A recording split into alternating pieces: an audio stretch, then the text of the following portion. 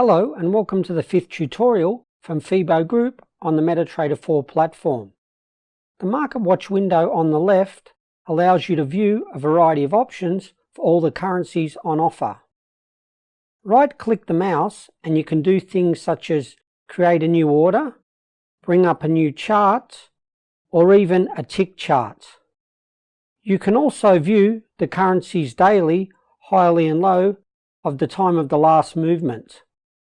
If you want to build a watch list, right-click the mouse and click Hide, and you'll remove the currencies you don't want to see. To view the properties of a currency, go down to Symbols, click the currency that you would like to see, and click Properties. Here you can view important information such as spreads, stop levels, and contract size. Thank you for watching our Metatrader tutorial, and I'll see you in the next lesson.